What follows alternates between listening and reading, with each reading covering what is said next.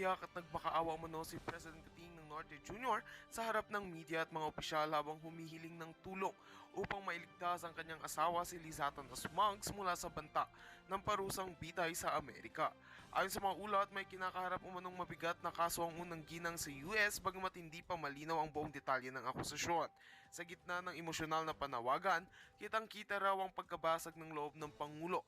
Nakaluhod pa umano ito habang nagsasabing handa siyang isakripisyo ang lahat, maprotektahan lamang ang kanyang asawa.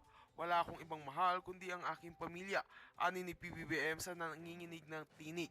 Lumuluha itong nakiusap sa pamahalaang Amerikano na bigyan ng makatarungang proseso ang kanyang kabiyak at huwag ituloy ang pinakamabigat na parusa.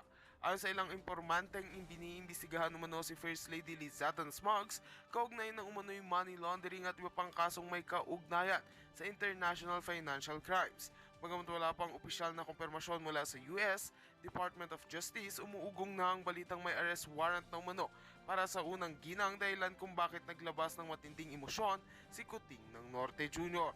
Samantala, tumatanggi pa rin magbigay ng pahayag ang Malacanang ukol sa usapin. Ngunit bumuhos na rin ang suporta mula sa ilang kaalyado ng Pangulo na nananawagan sa publiko na huwag basta maniwala sa kumakalat na impormasyon. Patuloy naming babantayan ang isyong ito at ihatid sa inyo ang mga pinakabagong detalye. At yan nga ang mga balitang ating pagkakatutukan, at kung bago ka pa lamang sa aking channel ay huwag kakalimutang mag-like, share and subscribe.